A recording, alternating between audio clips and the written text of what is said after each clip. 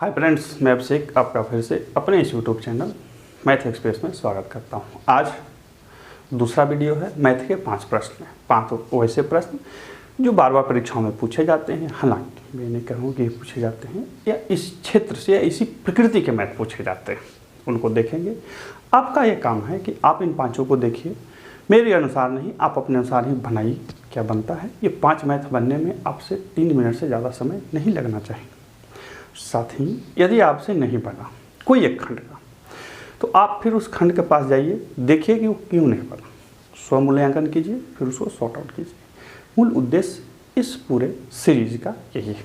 चलिए आपका समय नष्ट न करते हैं, बनाते हैं। प्रश्न क्या है सो देखिए। ए तथा बी किसी कार्य को अलग अलग क्रमशः 20 दिन एवं 30 दिन में कर सकते हैं।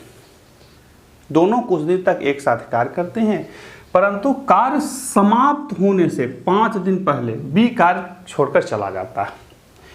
कार्य समाप्त होने में कितना समय लगेगा? यहाँ पे देखिए, इस प्रश्न के कंसेप्ट को समझिए।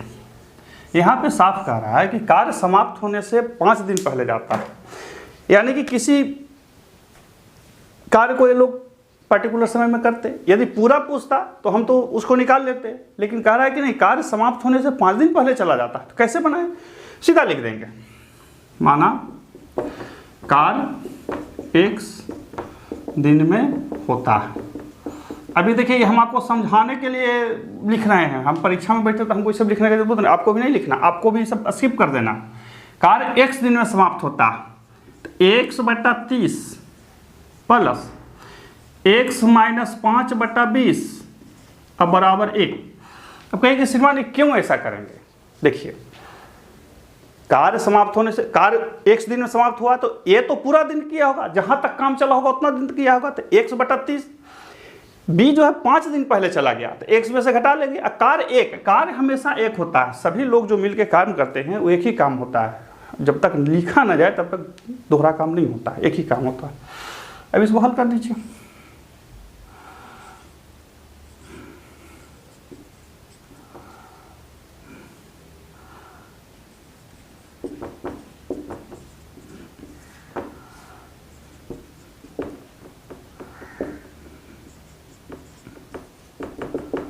बन गया। लो, 14 नहीं लिखे ऑप्शन में, क्या चाहिए? इसी को मिटा के 14 कर देते हैं। 20 14 थे, ठीक है, हम ही से गलती हुआ होगा। कुछ नहीं, x/30 प्लस x - 5/20। इसी देखिए, यहाँ पे कार्य 5 दिन पहले गया, इस तरह से बनाएंगे। इसी में एक ठो पूछा है कि कार्य शुरू होने से या कार्य प्रारंभ होने के 5 दिन के बाद आया है, तो उसको अलग तरह से बनाते हैं। लेकिन कंसेप्ट यही रहता है, ऐसे ही रहता है। वो भी उसको ऐसे ही बना सकते हैं, मतलब एकदम ऐसे नहीं बनेगा, लेकिन इसी कंसेप्ट पर बनेगा। आप उसको ध्यान देके देखेंगे। कहीं पे कुछ ज़्यादा किए, कुछ ज़्यादा नहीं किए, आराम से फट से बन गया। देखिए, ज़्यादा इधर उधर दिमाग घुमाइएगा, कन्फ्यूज़न होगा। किसी भी खंड के हिसाब को एक बेसिक कंसेप्ट से समझ लीजिए और उसी कंसेप्ट पर सारे मैथ को बना दीजिए। यही आपसे आग्रह है हमारे, और यही आपसे आशा रखते हैं। दूसरा कहता है कि एक सिलेंडर और एक शंकु के तल की त्रिज्या समान है। दूसरा, एक सिलेंडर एवं एक शंकु के त्रिज्या समान है, ठीक है। उनका आयतन भी समान है, उनका आयतन भी समान है। उनके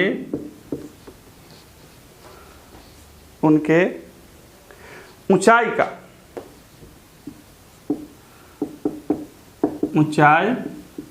का अनुपात होगा।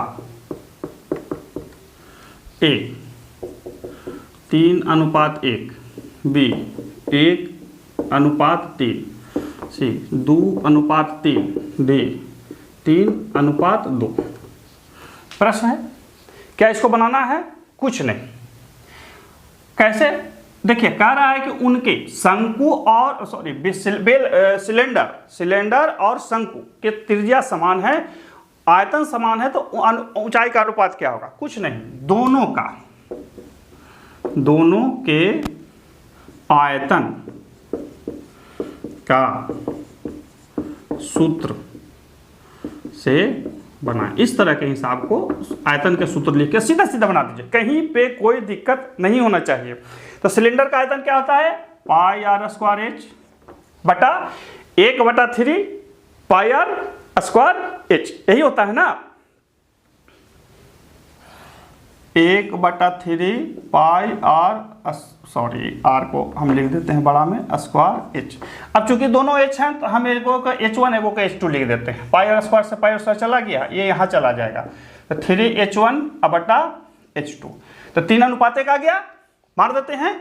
नहीं, ध्यान दीजिए ये नहीं हुआ, ये इस तरह से हमने लाया तो H1 बटा H2 हो जाएगा, ये नीचे चला आएगा 1/3, यानी कि 1:3। परीक्षाओं में इस तरह की चीज़ों से बचिएगा, परीक्षाओं में इस तरह के चीज़ों से आपको बचना।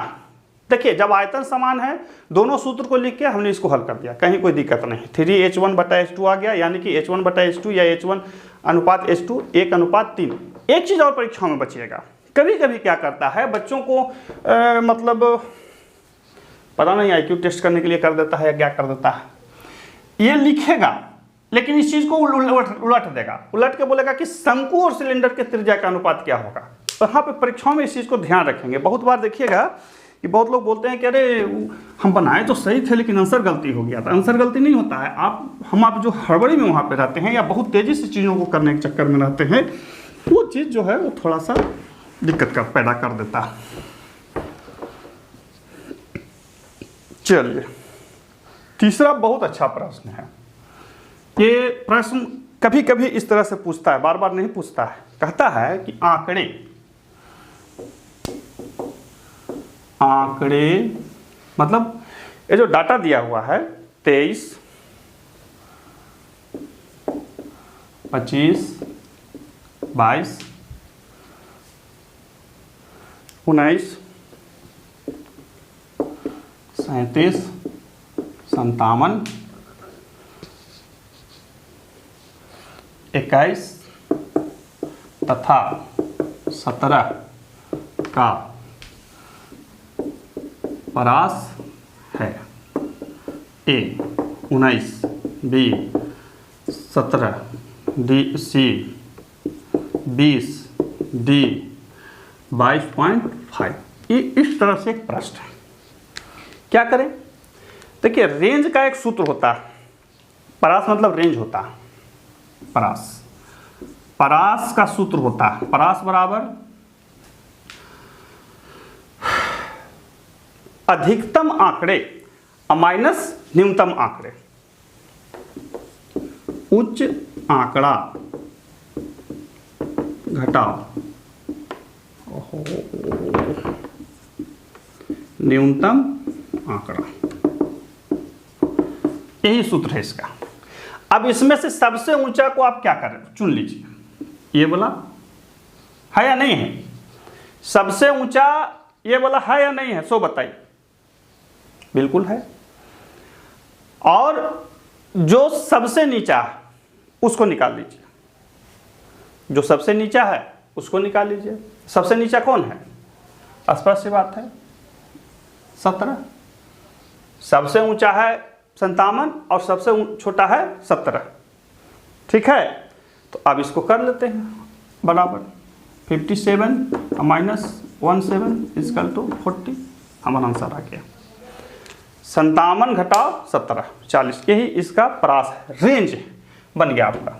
इसको याद रखेंगे। ये इस तरह का प्रश्न बार बार नहीं पूछेगा क्योंकि उसको पता है कि ये सब साधारण चीज़ है, लेकिन आपको ये ध्यान रखना है जब आप आंकड़ों का विश्लेषण पढ़ेंगे तो उसमें ये सब चीज़ें आती हैं। ठीक है, चलिए अगला प्रश्न। अगला प्रश्न है जो बहुत आसान है, CDS में पूछा हुआ प्रश्न है और इस तरह का चौथा हो गया ना, चौथा कहता है 243 प्लस 647 का the whole square plus 243 minus 647 का दी होल स्क्वायर बटा 243 इंटू मतलब गुना 243 प्लस 647 गुने 647 बराबर भाग A 2 B 3 C 1 D none. अब ये बनाना कैसे बनाएंगे, देखिए कुछ नहीं, इसका हम मानेंगे इसको A मान लीजिए, इसको B मान लीजिए, तो कैसे बैठ जाएगा A प्लस B का the whole square plus A minus B का दी होल स्क्वायर बटा A square plus B square. बैठा या नहीं बैठा? यदि हमने इसको इस पर बैठा दिया तो बैठ गया। इसका सूत्र होता है 2 into A square plus B square बटा A square plus B square. बैठा? और बैठा देते हैं उसी पर। हालांकि बैठाने का तो जरूरत है नहीं, सीधा काट देंगे तो आंसर हमारा 2 आ जाएगा, लेकिन मैं आपको एक स्टेप आगे तक बता देता हूँ। अब उसको बैठा लीजिए। 2 इंटू 243 प्लस 647 का दी होल स्क्वायर अब बटा 243 का दी होल स्क्वायर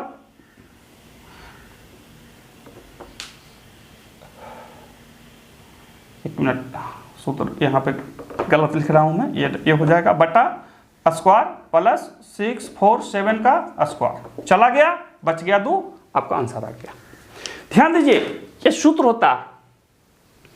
अब ये सूत्र कैसे होता है आप इसको लिख के देख सकते हैं। देखिए ए स्क्वायर ए प्लस बी का दी होल स्क्वायर यदि कीजिएगा, मैं बता देता हूँ थोड़ा सा, तो a square plus b square plus 2ab plus a square plus b square minus 2ab से 2ab कट गया तो 2a square plus 2b square, 2 common ले लीजिए तो a square plus b square. हुआ या नहीं हुआ? वही सूत्र पे हमने बैठाया, काट दिया। कहीं कोई दिक्कत हुआ? नहीं हुआ।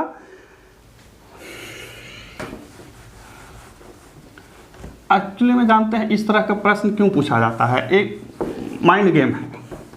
इस तरह के प्रश्नों को दे करके ना वो बार ऐसे ऐसे प्रश्नों को ज़्यादा दे देगा तो लोग समझते हैं कि बड़ा भारी हो गया, कहाँ कहाँ से सूत्र लगाएं, क्या करें, हड़बड़ा जाते हैं। हड़बड़ में गड़बड़ होने लगता है, हड़बड़ाना नहीं है। 40 से 50% जो मैथ होते हैं बहुत ही आसान होते हैं, हड़बड़ाना नहीं होता। कुछ मैथ जो होते हैं वाकई बहुत क्लिष्ट होते हैं, बहुत कठिन होते हैं, आप उनको छोड़ दीजिए। जो बन रहा है पहले उसको बनाइए, जो नहीं बन रहा है उसको बाद में देखा जाएगा। हालांकि जब आप बहुत अभ्यास करके जाइएगा तो ऐसा हो ही नहीं सकता है कि न बने, लेकिन खैर हो जाता है, ऐसी कोई बात नहीं है। किसी चीज़ में ओवर कॉन्फिडेंट नहीं हुआ सकता है। चलिए, किन्हीं 2 संख्याओं का योग 5 to 8 है। ये इस प्रश्न को जरूर देखेंगे। किन्हीं 2 संख्याओं का योग 5 to 8 है, ठीक है, 5 to 8 है। उनका HCF 33 है, उनका HCF 33 है। बहुत सुंदर, कोई दिक्कत नहीं है। ऐसे जोड़ों की संख्या होगी, ऐसे जोड़ों की संख्या होगी।